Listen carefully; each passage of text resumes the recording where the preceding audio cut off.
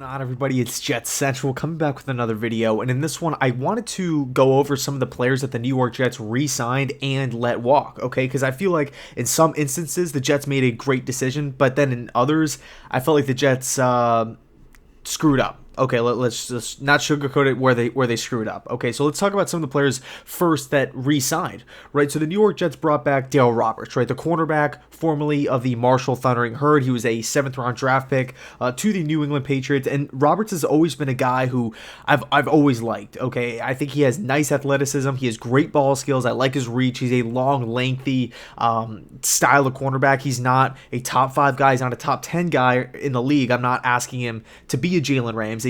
But I do think Roberts has a high enough ceiling to where he can be a starting number 2 cornerback on a given team. Again, I'm not calling him Ramsey or Norman in his prime or Sherman in his prime, anything crazy like that. But from a depth standpoint, from a value standpoint, I like what Roberts brings to the table, and we signed him to a 3-year contract worth, I believe, $17 million. So when I'm looking at Roberts, when I'm looking especially at this New York Jets cornerback roster, it's really thin. Buster Skrine hit the market. Morris Claiborne hit the market. Skrine went to Chicago. Claiborne still hasn't been picked up yet. And then, of course, we have Truman Johnson on a mega deal, and he is not looking good so far in the green and white. Hopefully he can bounce back this season under new DC Greg Williams. But I like Roberts, what he brings to the table, and this is a guy who I'm always pulling for. And again, I would say his biggest trait is ball skills, right? Just being able to locate the football and create pass deflections and whatnot. Not a guy that's going to get like 10 interceptions per season or anything crazy. And yes, he has been playing in a limited role, but I would like to see an expanded role for Roberts. Maybe in the preseason, just like let him compete or have it be a open competition for the second cornerback slot. So next up we have Steve Mcclendon, right, the nose tackle. This is a guy who, he's definitely been in the league for a long time. He's a veteran player, and I know I keep seeing on Twitter like a lot of people like complaining like, oh, we need to get rid of the veteran players. We need to have a complete youth movement. I actually agree with this move. I look at Steve Mcclendon, and I look at him as a veteran. He won a ton of games with the Pittsburgh Steelers, had some playoff victories. He's coming back to this New York Jets locker room as a proven winner, a proven veteran leader, and I think he's just going to provide that overall leadership with the whole new coaching staff. There's a lot of change with this team, right? New coach, new defensive coordinator. I mean, we got a lot of things changing here. New running back, new uniform, a whole bunch of new stuff. So it's really good when you have a lot of things going on, right? When there's a lot of noise around the organization, a lot of hype, a lot of people are looking at this organization and really are expecting a lot. Not like we're going to be winning the AFC East. We don't have those type of expectations, but just everybody's anxious to see what are the New York Jets going to be looking like this upcoming season. When you have a lot of noise around an organization, you want veteran players that have been around, that have been in certain situations before, that have had success, that have failed, and they could teach the young guys, they could teach a system to just the overall roster or the overall one side of the football. So that was Steve Mcclendon, so I'm definitely in favor of bringing him back as well. And then we have the interesting case of Henry Anderson. Henry Anderson's a guy who came onto the scene last season, and over the past year and a half, I've really questioned Mike Maccagnan's ability to draft talent and sign talent, because so far he's done he hasn't done that good of a job at depth and all that kind of stuff. So Maccagnan, I've definitely been questioning him, but I have to give him credit in this area.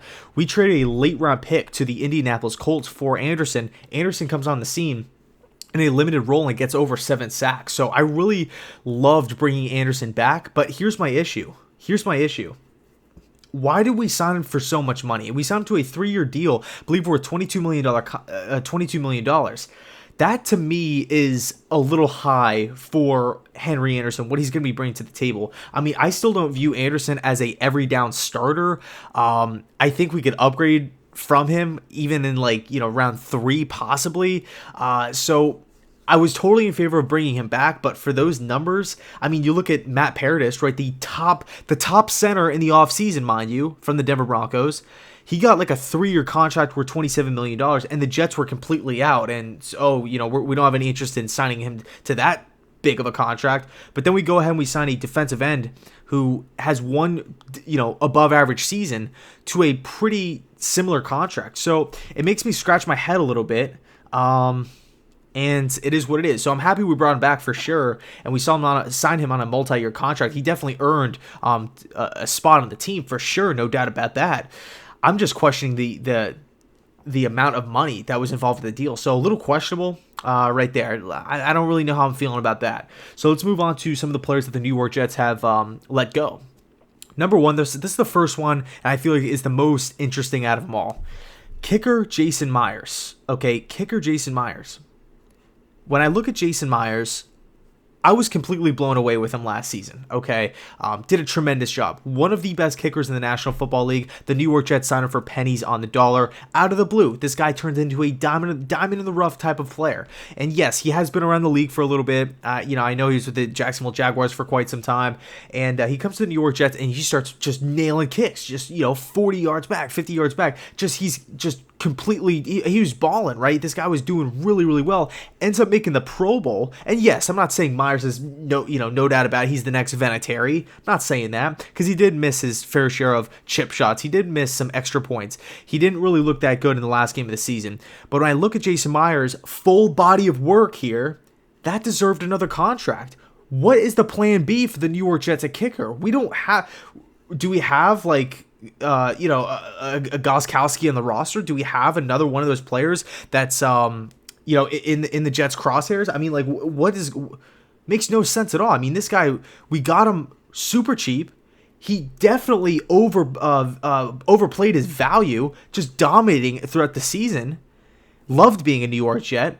And now we don't even offer him a contract. And then I read a report this morning saying from the New York Jets that they believe that a lot of his success from last season was luck and it wasn't like true skill.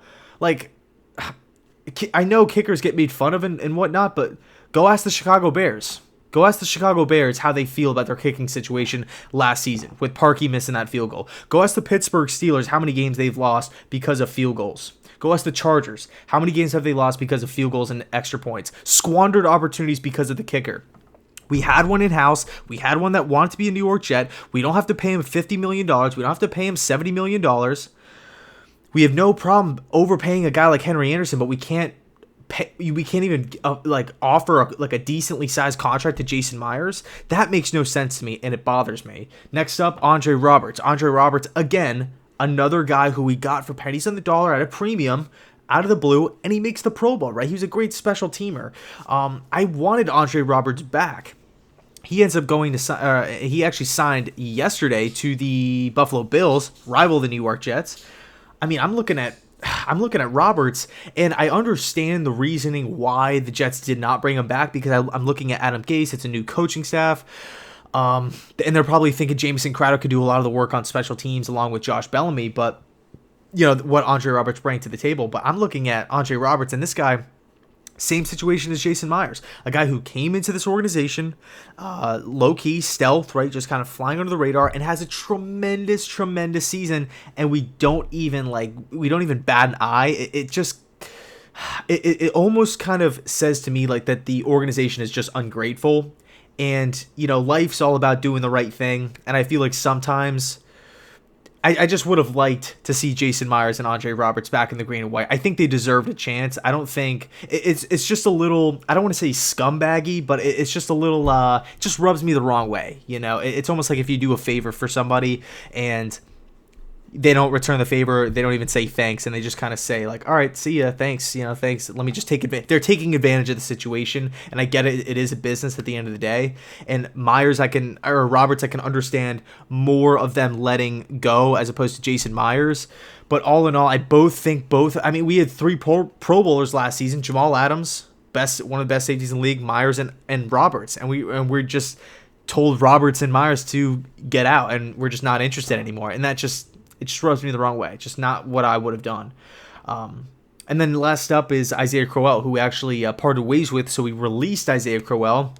This is a guy who we brought in, last season, who we signed to a multi-year contract. And I loved actually his game. I remember him back in high school because he was an amazing high school player, and he had some off the field issues and whatnot that kind of got him in trouble. And he had to go to a smaller school.